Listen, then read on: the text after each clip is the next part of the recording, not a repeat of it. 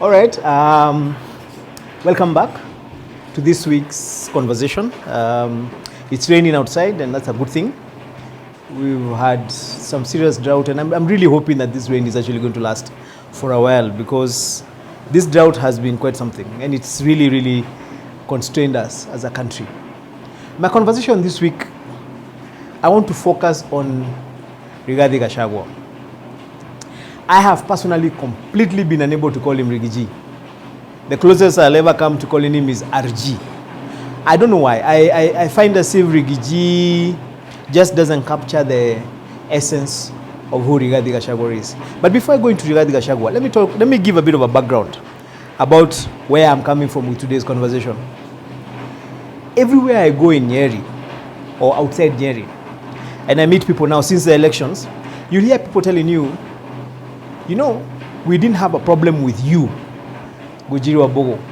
We had a problem with Uhuru Kenyatta, or we had a problem with the Jubilee Party, or whatever it is. So it's important for us to understand that you can actually get punished for sins that are not yours. And I say that with complete humility.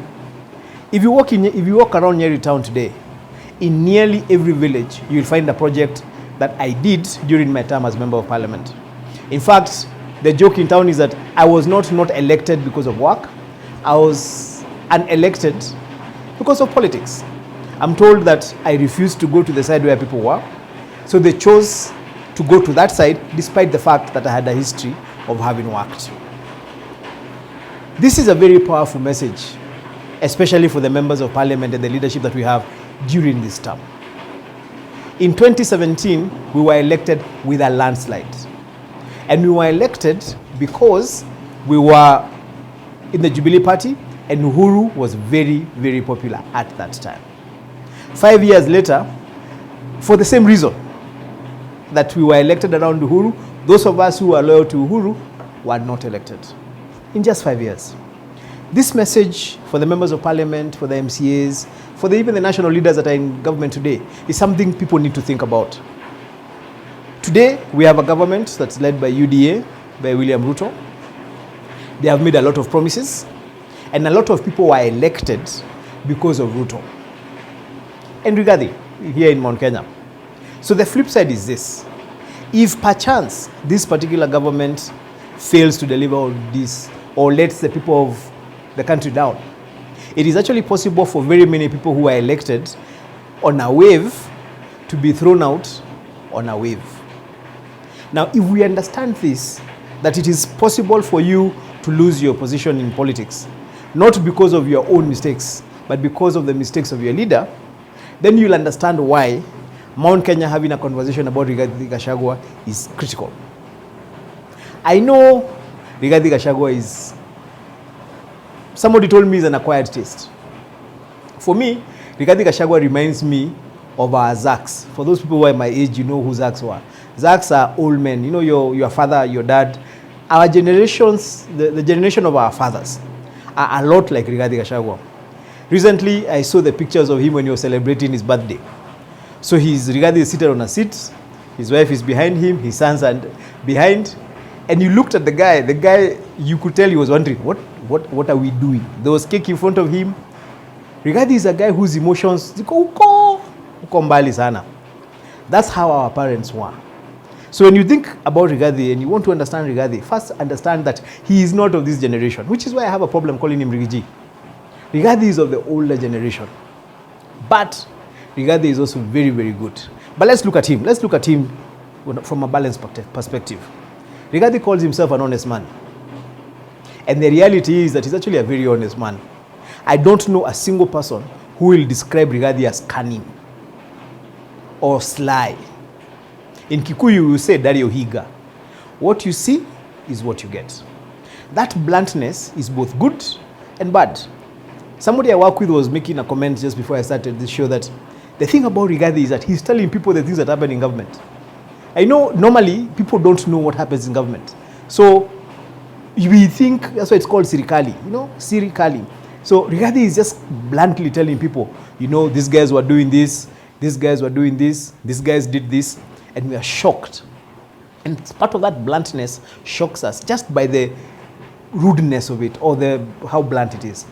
And because of that, we assume that this guy is a buffoon. And I remember saying a couple of months ago that it's very possible that if you don't understand Rigathi properly, for you to imagine that he's a political buffoon. But then also history negates that. We all say Moi was a brilliant politician. Moi, one of the critical mistakes that we have said he made was to choose Uhuru Kenyatta to be his candidate in 2002.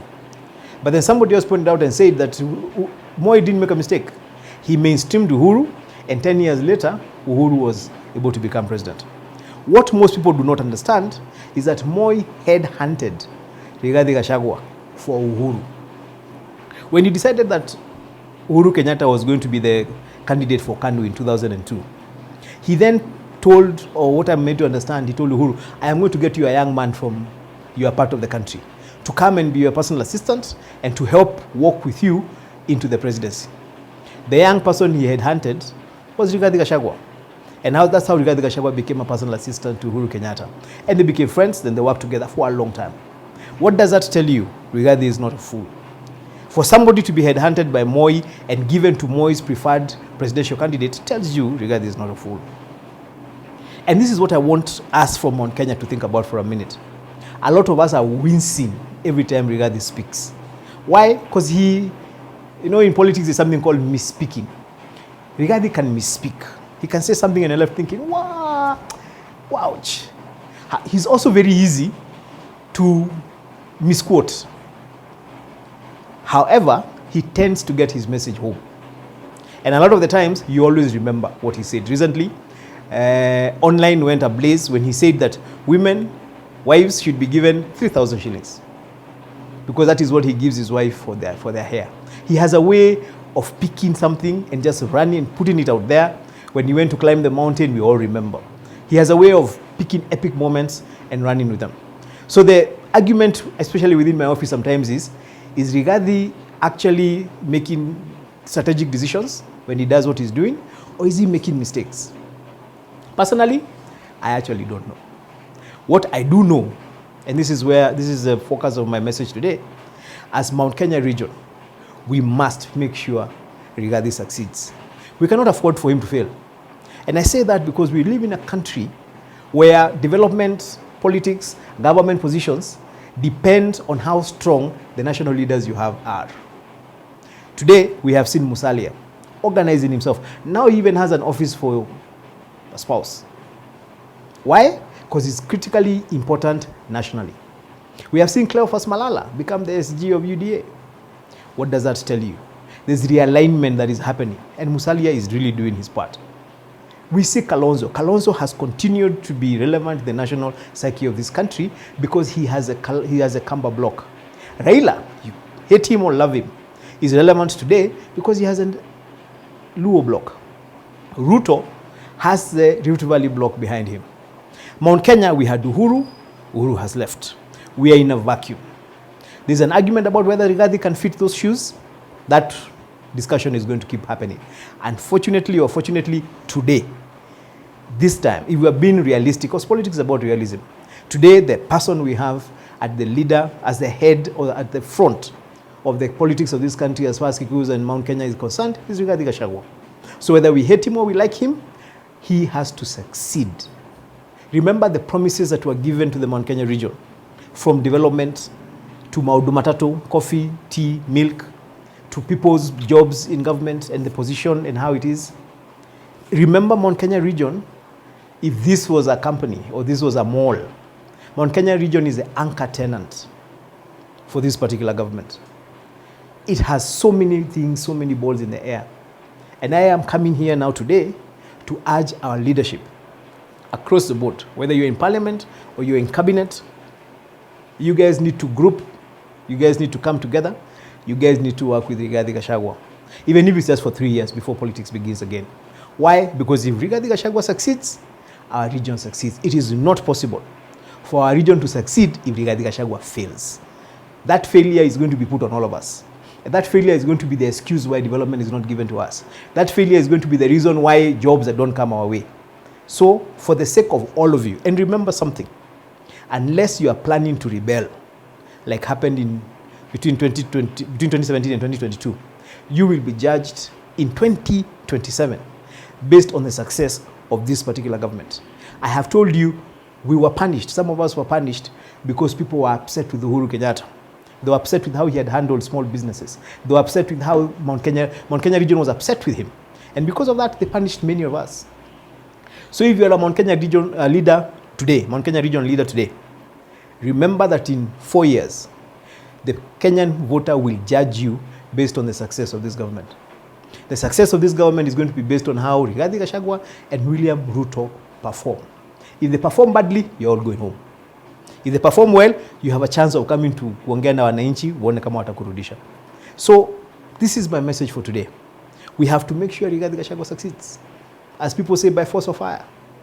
We have to help him whether we like it or not, because his success is success for our region. It's success for our coffee farmers, our tea farmers, our milk farmers. It's success for our small businesses. If Rigathi was a deputy president last week when Nyamakima went to the streets on this China issue, who would they have gone to speak to?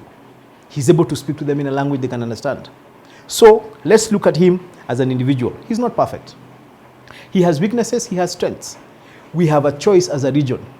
We can decide to strengthen his weaknesses and just focus people's attention on them. And then we can also decide to weaken his strengths, which is what tends to happen sometimes. And it's very, very easy. Bringing somebody down is a very easy thing. Very, very easy. Alternatively, we can decide to do the hard work. We can decide to focus on his strengths and make them stronger. We can decide to pick his weaknesses and make them weaker. We can just decide that this is a leader we have for this term. And we are going to make him succeed. We are going to speak with him, those of us who can be able to access him. We are going to support him. We are going to try and manage the flaws we think he has and add them up and try and take our region forward over the next 5 years. Because if we focus, if we support him, if we work with him, he might not achieve 100% of what he promised or what the government promised, but he'll achieve a lot more than if we keep throwing obstacles in his way and we keep undermining him. So there you are. I know there's going to be this conversation about why would I say stuff like that. The reality is, I'm a leader who has the interests of our region at heart. And I know the reality of our politics. And I can tell you that if Rigathi Gachagua is undermined, if Rigathi Gachagua becomes weak in this government, as a region, we're going to suffer for it. Our people are going to get fired. We're not going to have the requisite number of representation we need to have in government. Our issues are not going to be taken as a priority. So can we put aside our emotions, put aside our feelings about whether we like him or not, and think in a way that is in our best interest and ask ourselves, can we make this man strong? And this is a question not just for the ordinary person from Mount Kenya region, but even our leaders. Ask yourself, what do you need to do? How can you add value to Rigathi Gachagua's capacity to be a deputy president, an effective deputy president in this term? What do you need to do? Do you think he's having a problem in communications? Can you step up and help him? Do you think he's been attacked in public? Can you step up and defend him? Once you do that, he's going to start listening to you. And then maybe some of the other things you have a problem with, he can do something about. So let's think about it. So as I said, today I'm going to concentrate my conversation on Rigathi Gachagua. He's the Deputy President of the Republic of Kenya. He's the highest ranked politician from our region. And as I said, these days, sometimes I tend to be as blunt as I come. I'm trying to be an honest man as well. Let's try and help this man. Let's pray for him. Let's work with him where we can. Let's help him succeed. His success is our success. His failure is our failure. And if you're in Nyeri town, tafadhali pitia Ruare Central. Good soup. We now even have packaged foods. We have really nice githeri. It's become my primary food these days. Karibu sana. God bless you. Thank you very much.